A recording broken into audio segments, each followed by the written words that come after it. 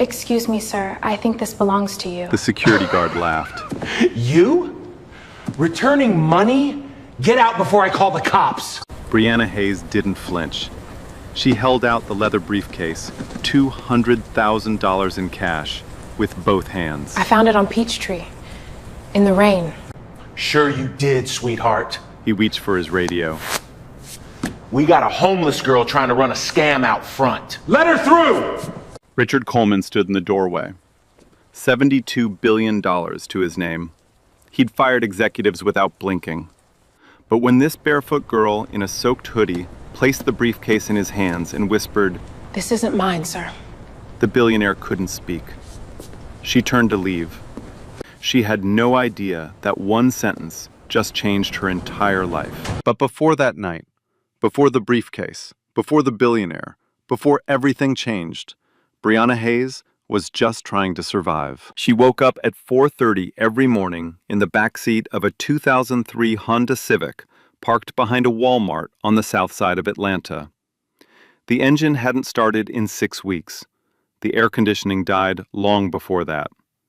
In summer, the car trapped heat like an oven. In winter, she stuffed newspaper between the seats and wrapped Lily in every piece of clothing they owned. Lily was 7. She had their mother's eyes, wide, dark, curious about everything. She still asked questions like the world owed her answers. Why can't we sleep inside, Bree? Why do the other kids have lunch boxes? When is Mama coming back? Brianna never lied to her. Not once. When their mother died 8 months ago, stage 4 pancreatic cancer, no insurance, diagnosed too late, Brianna sat Lily on the hospital floor and told her the truth. Mama was gone. She wasn't coming back. But they had each other, and that was enough. It had to be enough. The social worker came 3 days after the funeral. A woman with a clipboard and a voice that sounded like apology. She said the word foster care like it was a gift. Brianna was 18 then, legally an adult. Lily was not. You can't provide stable housing, the woman said.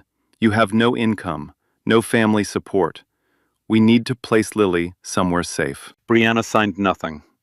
She packed what they had: 2 garbage bags of clothes, a box of cereal, their mother's Bible, and they disappeared before the paperwork went through. That was 8 months ago. Since then, Brianna has worked 2 jobs. Days she washed dishes at a barbecue restaurant on Memorial Drive. The owner paid cash, $7 an hour, no questions. Her hands cracked from the chemicals. The skin between her fingers split and bled, and she wrapped them in duct tape because bandages cost money she didn't have. At night, she mopped floors at a commercial cleaning company, office buildings downtown. She'd push the mop cart through lobbies where men in suits walked past her like she was furniture. Sometimes they left coffee cups on the floor, right next to the trash can, just because they knew someone like her would pick it up. She never complained. Complaining cost energy, and energy was currency. On Wednesdays, she walked to the gas station on the corner and emptied a Ziploc bag of coins onto the counter. Quarters, dimes, nickels. She'd count them twice before sliding them across. The cashier, a man with a gold chain and 0 patience, would sigh every single time. You short again? Brianna would dig into her pocket, find 1 more dime, and buy a half-gallon of milk for Lily.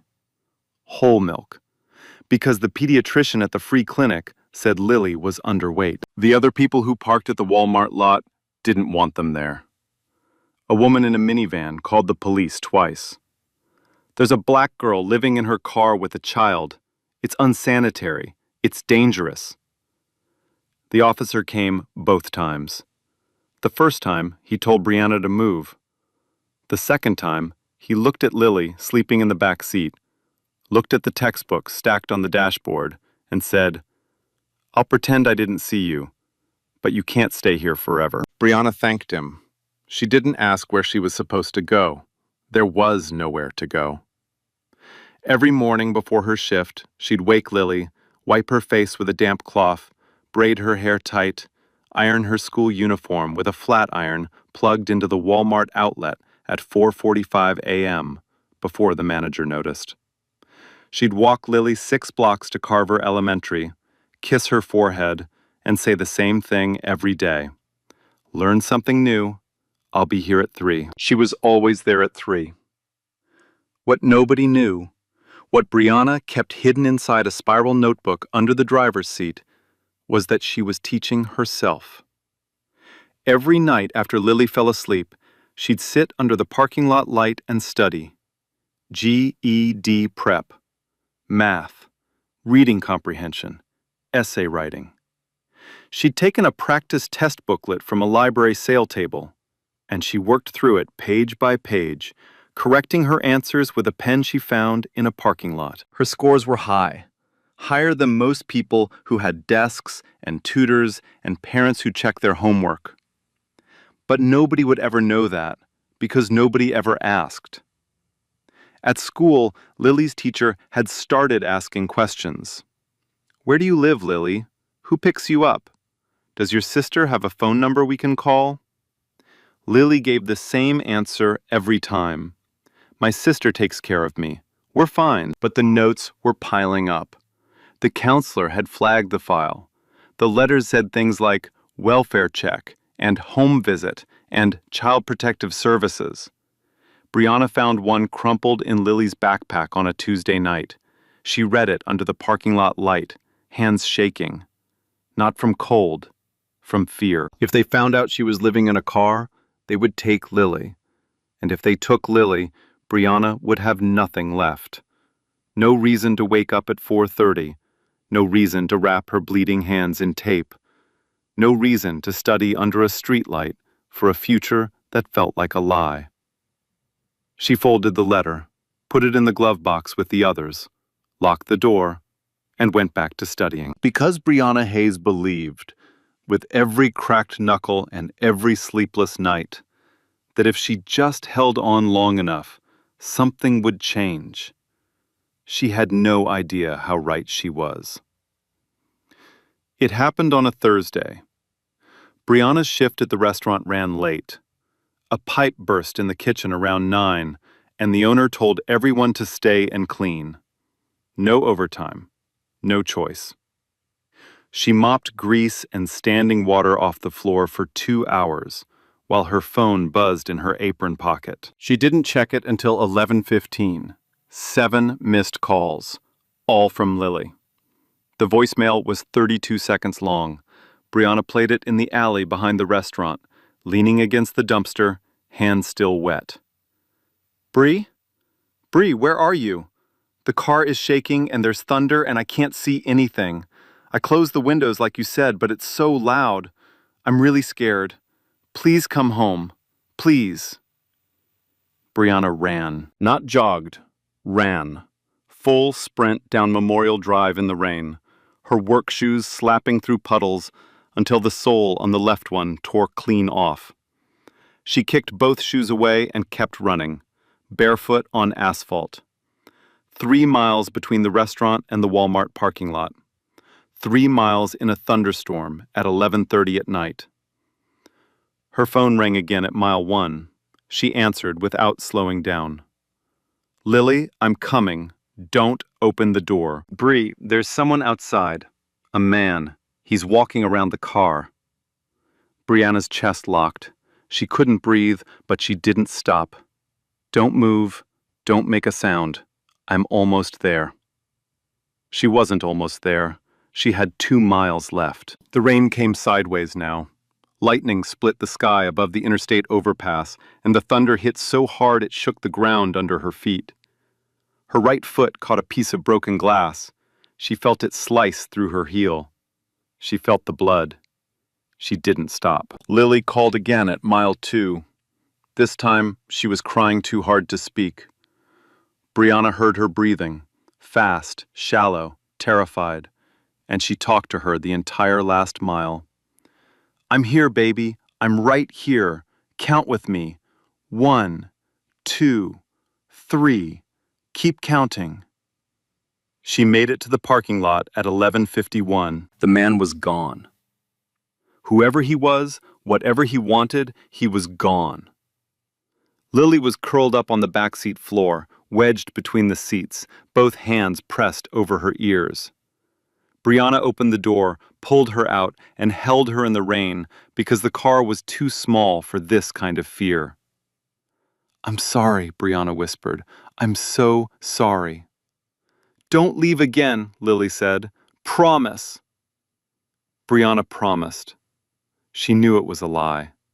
She had to work tomorrow, and the next day, and the day after that. When Lily finally fell asleep, wrapped in 2 jackets and a beach towel on the back seat, Brianna sat in the driver's seat, wet, bleeding, shaking. She pressed her forehead against the steering wheel and cried. Not the quiet kind. The kind that takes everything out of you and leaves nothing behind. She cried for her mother, for Lily, for the life she was supposed to have, for the scholarship letters she never got to open because the cancer came first and everything stopped. She cried until she couldn't anymore. Then she wiped her face with her sleeve and reached for the door handle. She needed to walk to the gas station for napkins to wrap her foot. That's when she saw it, a black leather briefcase. Sitting in the middle of a puddle, 6 feet from the car, rain hammering against it, gold buckles catching the parking lot light. It wasn't there before, she was sure of it. Brianna looked around. The lot was empty. No cars, no people, just rain and fluorescent light and a briefcase that didn't belong here. She picked it up, heavy. She set it on the hood of the car and unlatched the buckles. Her hands went still. Money. Stacks of it. $100 bills in neat bundles, wrapped tight with rubber bands. She counted the first stack. $10,000. She counted the stacks. 20 of them.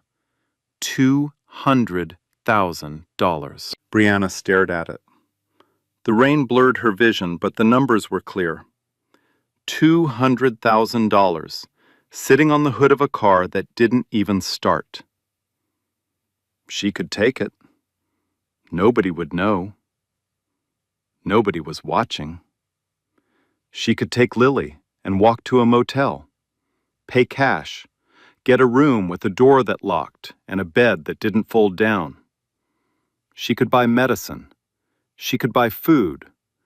She could make Lily's life look like every other 7-year-old's life. Inside the briefcase, tucked into the silk lining, she found a business card, heavy cardstock, embossed gold letters, Coleman Capital Group, Richard Coleman, Chairman and CEO. A phone number, an address downtown. Brianna looked at the money. She looked at Lily sleeping in the back seat. She looked at the blood on her foot. Then she closed the briefcase, tucked it under her arm, and started walking. But what waited for her at that address would be far worse than the storm she'd just survived. The walk took 43 minutes. Brianna moved through downtown Atlanta like a ghost, barefoot, soaked, carrying a briefcase full of cash, past closed storefronts and empty bus stops. Her right foot left a thin trail of blood on the sidewalk. She didn't notice. She was thinking about Lily, about the man who circled the car, about how she left her sister sleeping again, alone, in a parking lot at midnight. She almost turned around twice, but the business card in the briefcase said 260 Peachtree Street. She could see the building now, 40 stories of black glass lit from inside like a lantern. The gold letters above the revolving door read, Coleman Capital Group. Brianna walked up the front steps. A security guard sat behind a marble desk in the lobby, scrolling his phone. He looked up when the glass door opened. His face changed immediately. No, absolutely not. He stood up. Name tag, Derek Simmons. Big arms, bigger attitude. Get out. We don't do handouts. I'm not asking for a handout. I found something that belongs to... You found something, Derek laughed. Not a real laugh, the kind designed to make someone feel small. Let me guess, a homeless black girl just happened to find $200,000 in the rain at midnight, and she's bringing it back out of the goodness of her heart. Yes, sir. That's exactly what happened. Derek picked up his radio. Yeah, I need someone at the front desk. We got a girl trying to run some kind of scam. Homeless. Smells like a dumpster. Probably on something. Brianna's jaw tightened. She smelled like dish soap and floor cleaner. She knew exactly what she smelled like. 2 more guards came from the side hallway. One of them, a thick-necked man with a shaved head, looked at Brianna and shook his head. This is a $50 million building, sweetheart. You're dripping on the marble. I just need to return this briefcase to Mr. Coleman, that's all. Derek walked around the desk. He was close now. Close enough that she could smell his cologne. Something expensive. Something that reminded her of every man who ever looked through her like she wasn't there. Listen to me carefully. His voice dropped low. You have 10 seconds to turn around and take your filthy, broke, disgusting self out of this lobby before I drag you out. And I promise you, nobody in this building will lose a second of sleep over it. He grabbed the briefcase. Brianna didn't let go. Sir, this money is not mine. Nothing is yours. He yanked harder. That's the whole point. People like you don't have anything because you don't deserve anything. Now let go before I break your arm. The briefcase ripped open. Stacks of $100 bills exploded across the marble floor. Money scattered everywhere, under chairs, against the glass walls, into the elevator crack. $200,000 sliding across a lobby that cost more than Brianna would earn in 10 lifetimes. Derek froze. The other 2 guards froze. Brianna dropped to her knees. She started picking up the money, bill by bill, stack by stack. Crawling on the marble floor in her torn clothes, her bloody foot leaving red smears on the white stone. She didn't curse. She didn't cry. She just picked up every single bill and put it back in the briefcase. The elevator chimed. Victoria Ashford stepped out. 6-inch heels, white silk blouse, diamond earrings that caught the lobby light. She was Coleman's senior executive assistant, the kind of woman who scheduled meetings with senators and fired people by email. She looked at the floor. She looked at Brianna. Her lip curled. What in God's name is this? Ma'am, I found Mr. Coleman's briefcase and I'm trying to... Stop talking. Victoria raised one hand, palm out, like she was stopping traffic. I don't want to hear your sob story. I don't want to hear your excuse. I know exactly what you are. You're a thief, a street rat who grabbed something shiny, and now you're here performing some little act so we'll feel sorry for you and hand you a check. Ma'am, I'm not... I said stop talking. Victoria stepped closer. Her perfume hit Brianna like a wall. Jasmine and money and contempt. Look at you, barefoot, bleeding on our floor. You smell like garbage, and you look like something the rain washed in from the gutter. People like you make me sick. You breed poverty, and then you come crawling to places like this, begging for scraps. Victoria picked up the briefcase from the floor. She held it between 2 fingers, like it was contaminated. If you touched even $1 of this money, I will have you prosecuted.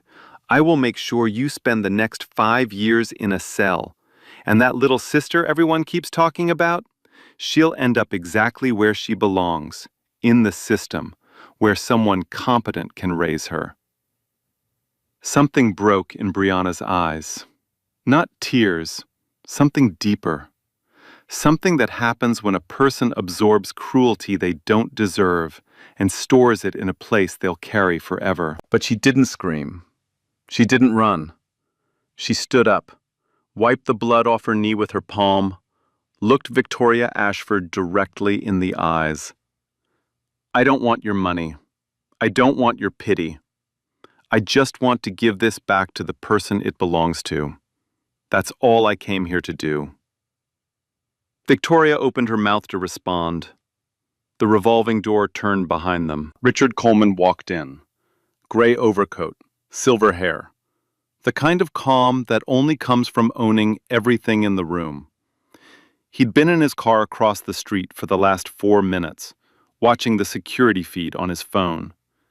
His driver had called him when the lobby cameras triggered a motion alert. He saw everything. The briefcase on the floor, the money scattered, Derek's hands on a girl half his size, Victoria's finger in her face, and Brianna, barefoot, bleeding, not asking for a single thing, standing in the middle of it all, like the only honest person in the building. Coleman didn't raise his voice. He never did.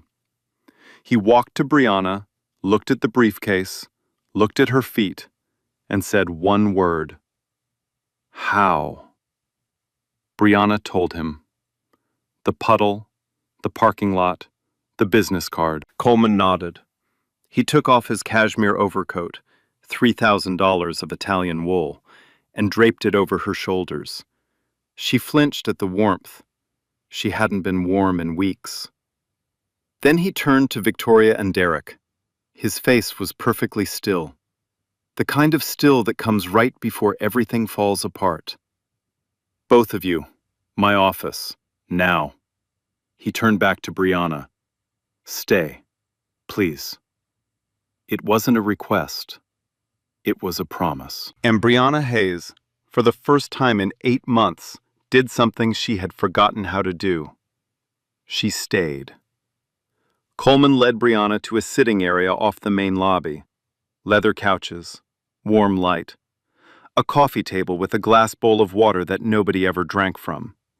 He told the night receptionist to bring hot tea and a first aid kit. Brianna sat on the edge of the couch. She didn't lean back.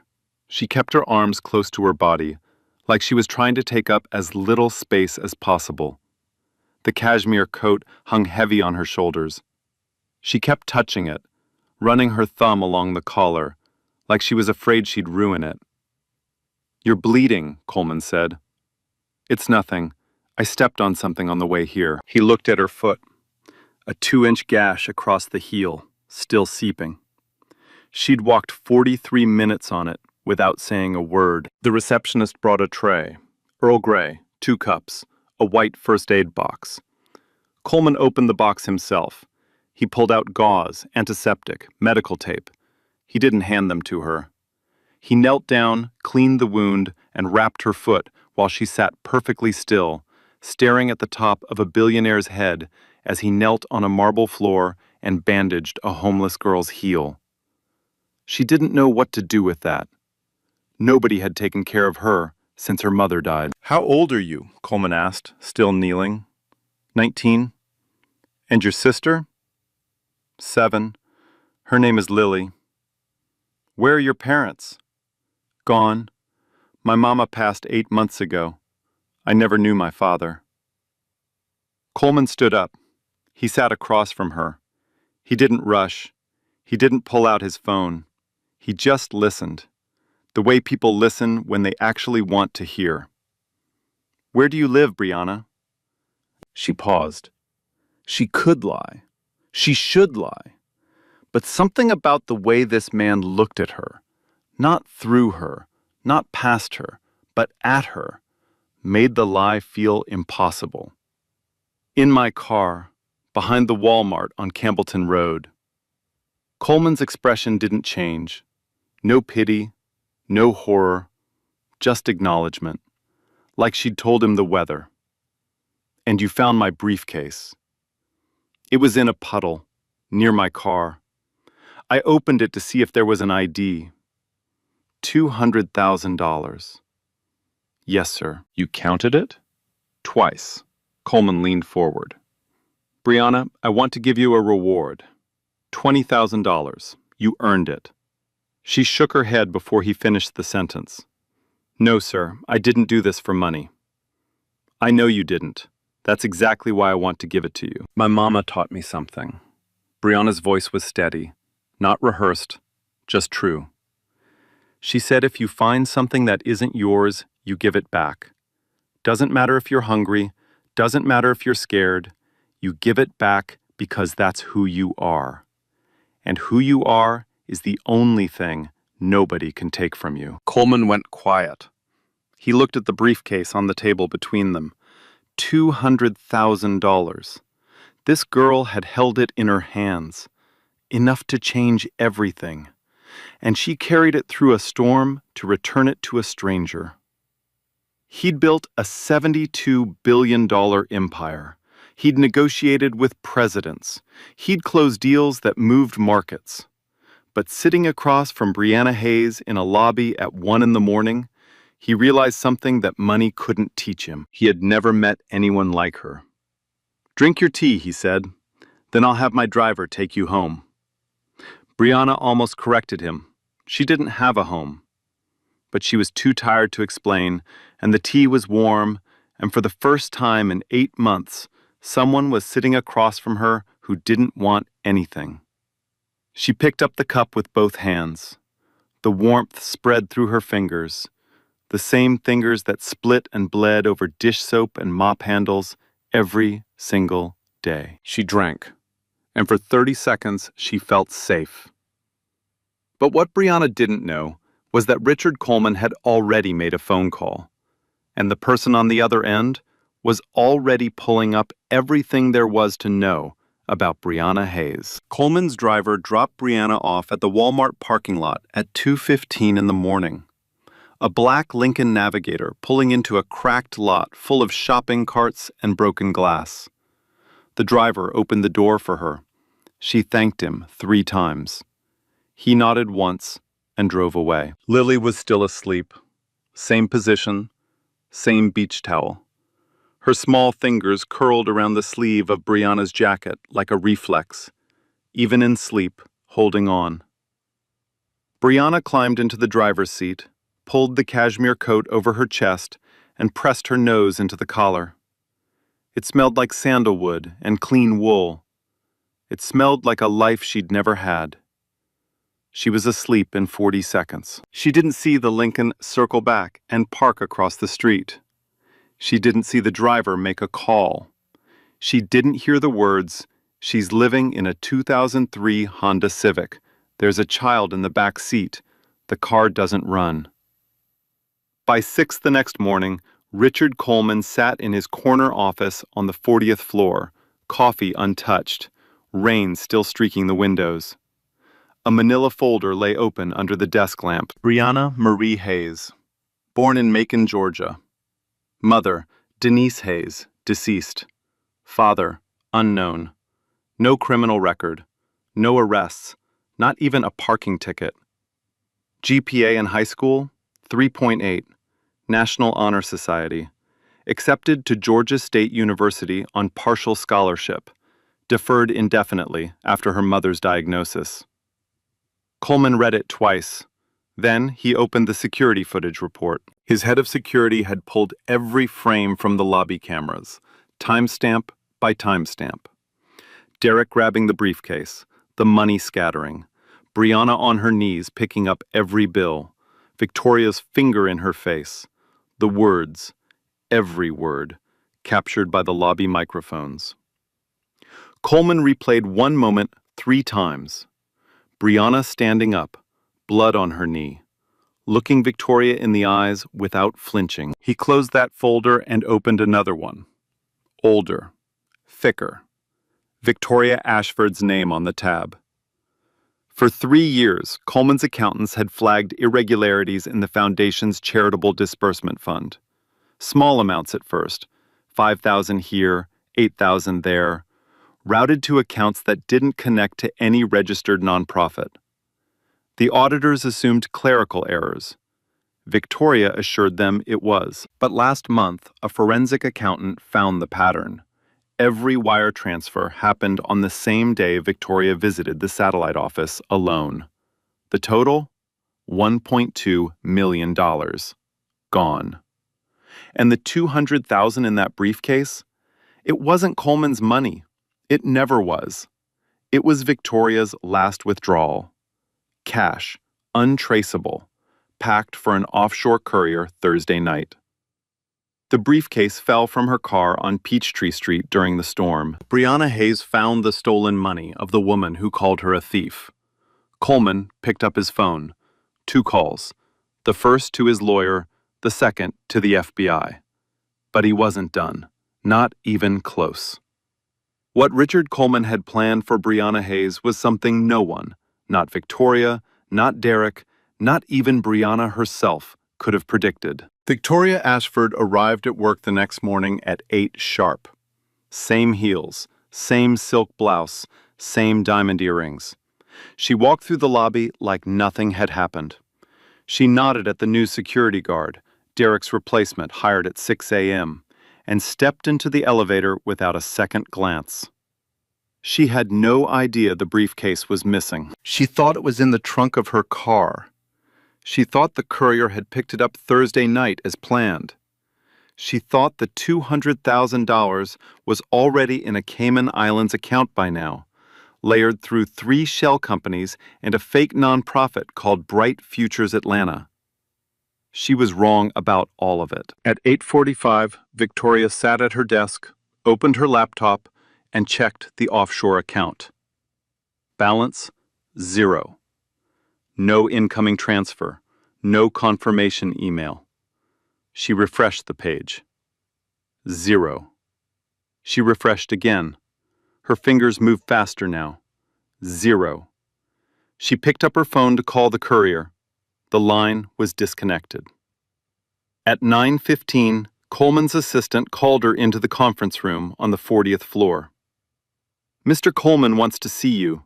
Now." Victoria straightened her blouse, checked her reflection in the elevator doors, smiled. She'd been in this conference room 1,000 times. She'd fired people in this room. She'd negotiated 7-figure contracts across this table. This was her territory.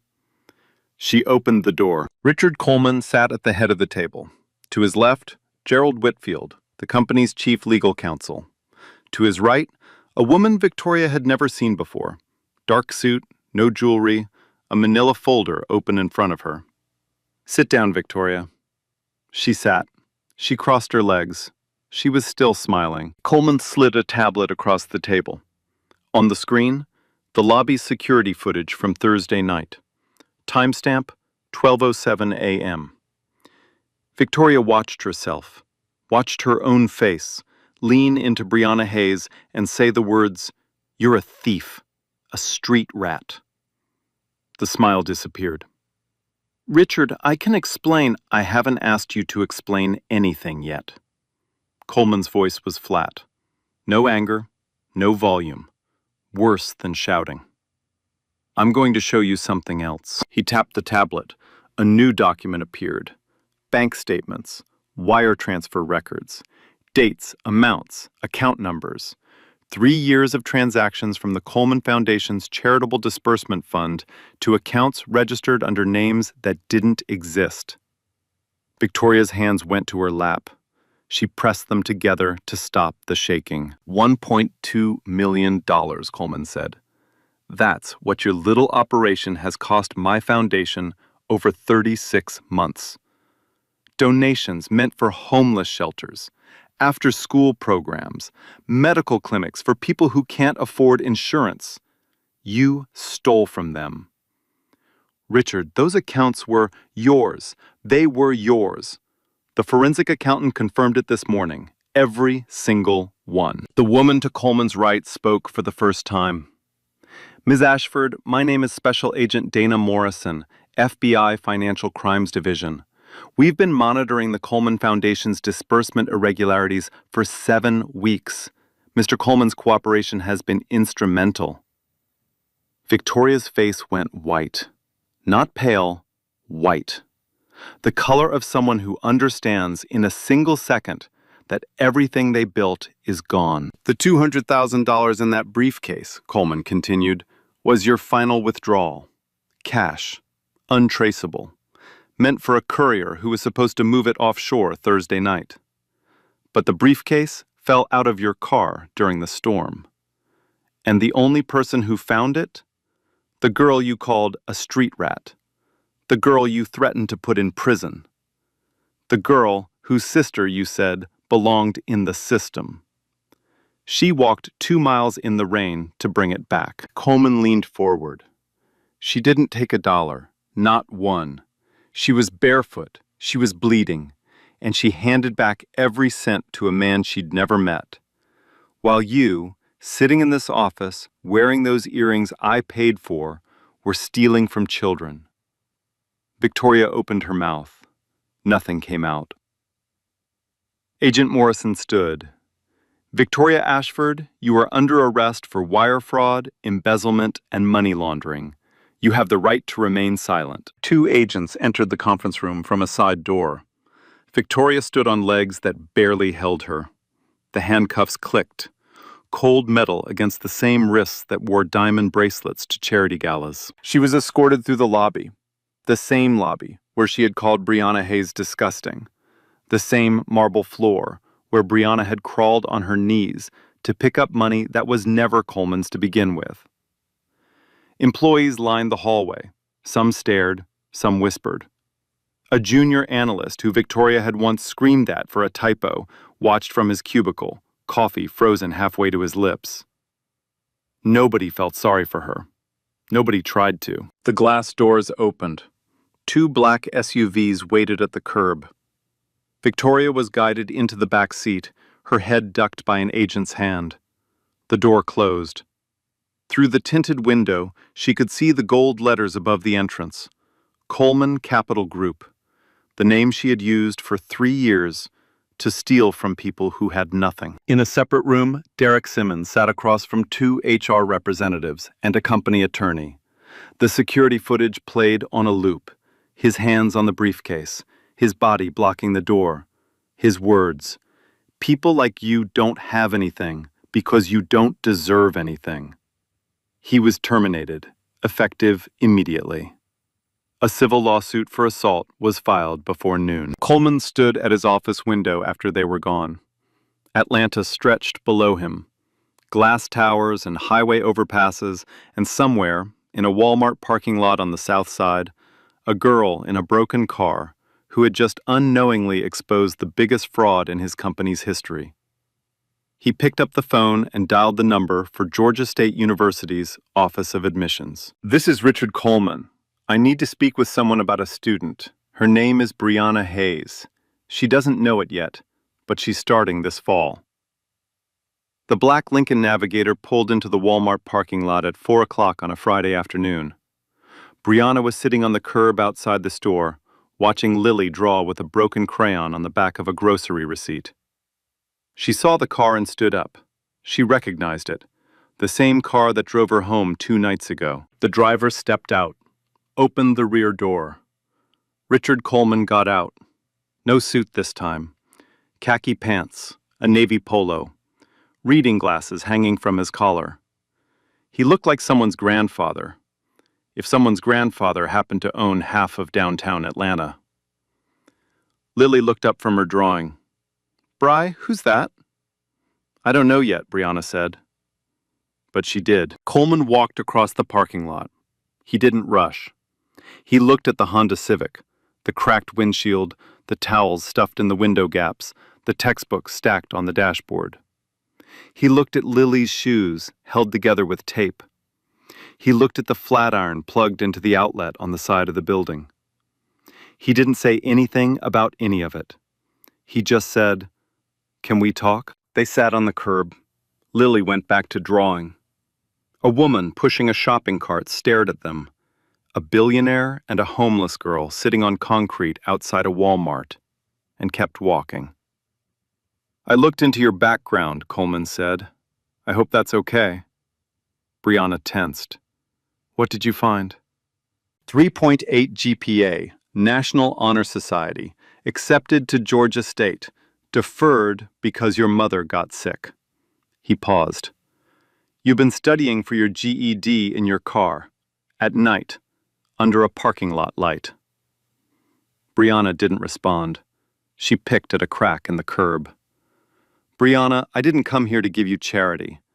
I came here because I've spent 40 years building a company, and in all that time, I have never, not once, met someone with the kind of integrity you showed Thursday night. I just gave back what wasn't mine.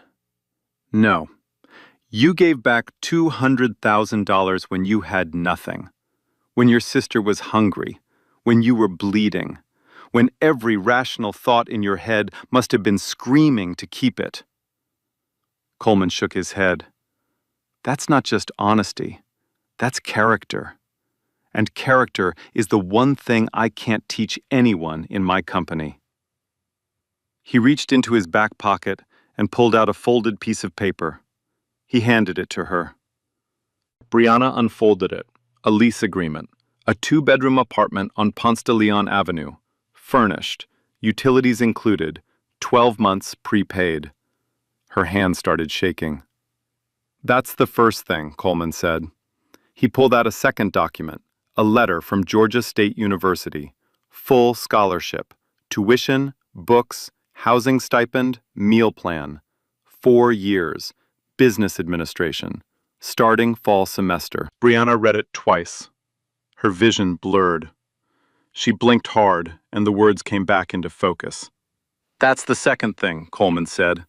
He pulled out a business card. Not the company card from the briefcase, a different one. Simple. White. His personal cell phone number and one line of text. Coleman Capital Group. Intern program. Paid internship. 20 hours a week around your class schedule.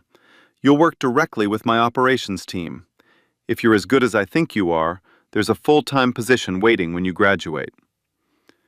Brianna stared at the 3 documents in her lap. Apartment, scholarship, career. 3 pieces of paper that weighed almost nothing and changed absolutely everything. Mr. Coleman, I can't. Yes, you can. You don't even know me. I know that you walked 2 miles barefoot in a thunderstorm to return money you could have kept. I know that you take care of your sister alone. I know that you study under a streetlight because you believe your life can be different. I know enough. Brianna looked at Lily. The little girl was drawing a house. 4 windows, a door, a triangle roof. The kind of house every child draws. The kind Lily had never lived in. There's one condition, Coleman said. Brianna braced herself. You have to finish your GED within 3 months, before the fall semester starts. I've arranged a tutor, Mrs. Eleanor Patterson. She runs the mentorship program at my foundation. She'll work with you twice a week. I'm almost done with the practice book, Brianna said quietly. I know. Your scores are better than half the interns I hired last year. He smiled for the first time. That's why I'm not worried. Brianna looked at the lease again. She touched the address with her fingertip. Ponce de Leon Avenue. She'd cleaned offices on that street. She'd mopped the floors of buildings where people lived in apartments she couldn't imagine. And now, one of them was hers. What about Lily? The apartment is zoned for Midtown Elementary, top-rated public school. I've already spoken with the principal. She'll have a spot. And both of you will be on my company's health insurance plan starting Monday. Lily looked up. Bree, are you crying? Brianna wiped her face with the back of her hand. No, baby, I'm not crying. She was crying. Coleman stood up. He extended his hand, not downward the way people reach for someone they pity. Straight out, level, the way you shake hands with an equal. Brianna took it. Welcome aboard, Ms. Hayes. Lily tugged Brianna's sleeve. Does this mean we get a house? Brianna laughed, the first real laugh in 8 months. It sounded rusty, like something that hadn't been used in too long. Yeah, baby, we get a house. But what happened over the next 12 months would prove that Brianna Hayes was never just a girl who returned a briefcase. She was the beginning of something much bigger. 3 months later, Brianna Hayes walked into a testing center on Northside Drive and sat down at a desk that didn't fold out of a car seat. She finished the GED exam in 2 hours and 14 minutes. When the results came back, she scored in the 97th percentile, higher than 97% of every person who took the test that year. Mrs. Patterson called Coleman before Brianna even left the building. She didn't just pass, Patterson said. She destroyed it. Coleman wasn't surprised. He'd read her practice scores months ago. He knew what this girl was capable of before she did. Fall semester started on a Monday in August. Brianna moved into the apartment on Ponce de Leon Avenue on a Saturday. She owned almost nothing: 2 garbage bags of clothes, a box of cereal, her mother's Bible, and a spiral notebook full of GED notes she no longer needed. Coleman's team had furnished the apartment: beds, a kitchen table, a bookshelf, a desk with a lamp that actually worked. Lily walked into her own bedroom for the first time and stood in the doorway for a full minute without speaking. "This is mine," she whispered. "This is yours." Lily ran to the window, pressed her hands against the glass, looked out at the street below: cars, trees, people walking dogs, and laughed. The kind of laugh that comes from a child who just discovered the world has more rooms than the back seat of a Honda Civic. Brianna started classes the next week: business administration. She sat in the front row. She took notes by hand because typing was slower for her. She asked questions that made professors pause. By the end of the first month, 2 of her instructors had recommended her for the honors program. At Coleman Capital, she started as an intern in the operations division, filing, data entry, sitting in on meetings where people used words she had to look up later. But she learned fast. Within 8 weeks, her supervisor moved her to the client services team. Within 12, she was presenting quarterly reports to mid-level executives who had no idea she'd been living in a car 6 months earlier. Nobody told them. Brianna didn't want them to know. She wanted to earn it, not be given it. Then the security footage leaked. Nobody knew who uploaded it. But one Thursday morning, the lobby video from that night, Brianna crawling on the marble floor, picking up $100 bills, Victoria screaming in her face, Derek blocking the door, appeared on Twitter, then Instagram, then TikTok, then everywhere. 41 million views in 72 hours. The clip was 90 seconds long. No narration, no music, just a barefoot girl in torn clothes, on her knees, putting someone else's money back into a briefcase while 2 people in designer clothes screamed at her. The internet did what the internet does. It chose a side. Hashtag Brianna Hayes trended for 6 days. Hashtag Justice for Brianna followed. Then, hashtag Return the Briefcase. People shared the video with captions like, "This is what integrity looks like," and "She had every reason to keep it." A GoFundMe launched without Brianna's knowledge and raised $380,000 in 4 days.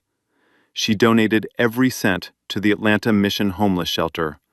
Every single cent. CNN picked up the story. Then NBC. Then the Washington Post.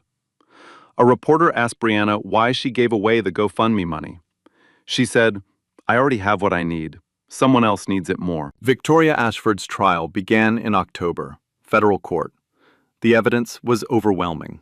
Wire transfers, fake accounts, the courier's testimony, the forensic audit. She was convicted on all counts. 4 years in federal prison. The judge cited the security footage during sentencing. The contrast between the defendant's conduct and the conduct of the young woman she attacked is, in this court's view, the most compelling evidence of character presented in these proceedings. Derek Simmons settled the civil assault lawsuit out of court for an undisclosed amount. He left Atlanta. Nobody tracked where he went. Nobody cared. Coleman doubled the foundation's annual budget. He created a new initiative, the Second Chance Scholarship, designed specifically for young adults aging out of hardship without family support. The first class had 12 students. Brianna helped select them. She read every application herself. She knew what to look for. She'd lived it. 1 year later, the Coleman Foundation held its annual gala at the Fox Theater in downtown Atlanta. 500 guests, black tie, crystal chandeliers, the kind of room where every handshake came with a net worth. Brianna Hayes stood backstage in a navy blue dress she bought with her own paycheck. Not a gift, not a donation. Hers. She smoothed the fabric with the same hands that once cracked from dish soap and bled through duct tape. Mrs. Patterson found her in the hallway. "You ready?" "No." "Good. That means you care." The lights dimmed. Coleman took the stage. He didn't give a long introduction. He didn't need to. 1 year ago, a young woman walked into my building in the middle of a storm. She was barefoot. She was bleeding. She was carrying $200,000 that didn't belong to her. She could have kept it. Nobody would have known. But she didn't. Because her mother raised her to believe that who you are matters more than what you have. He paused. Ladies and gentlemen, Brianna Hayes. The room stood before she reached the microphone. Brianna looked out at the crowd. 500 faces. Silk dresses and tailored suits, and jewelry that cost more than the car she used to sleep in. She gripped the podium with both hands. 1 year ago, I was living in a Honda Civic with my little sister. I washed dishes for $7 an hour. I studied for my GED under a parking lot light. I didn't have an address. I didn't have insurance. I didn't have a single person in the world who believed my life could be different. Except my mother. And she was gone. She paused. The room was silent. My mama used to say something. She'd say, "Bree, your character is what you do when nobody's watching." That night in the rain, nobody was watching. No cameras I knew about. No audience. Just me and a briefcase full of money and every reason in the world to walk the other way. She looked at Coleman in the front row. His eyes were red. I didn't walk away. Not because I'm special. Because my mama's voice was louder than my fear. She reached under the podium and lifted the leather briefcase. The same one. The gold buckles caught the chandelier light. She opened it. Inside, her GED certificate, her Georgia State student ID, and a framed photo of Denise Hayes. This briefcase changed my life, but it was empty when it mattered most. The only thing of value I put in it was the truth. Outside, rain began to fall against the theater windows. Lily, sitting next to Coleman in the front row, tugged his sleeve and whispered, "Uncle Richard, it's raining again." Coleman smiled. "Yes, it is." $200,000. That's what was in the briefcase. But the real question was never about the money. It was about what you do when nobody's watching. Brianna Hayes had every reason to keep it. Hungry, broke. Her sister is sleeping in a car. And she still walked 2 miles in the rain to give it back, because her mother's voice was louder than her pain. So let me ask you, if you found $200,000 tonight, no cameras, no witnesses, no one would ever know, would you give it back? Be honest. Drop your answer in the comments. And if this story made you feel something, if Brianna's choice reminded you that character still matters, share this video, hit subscribe. Stories like this deserve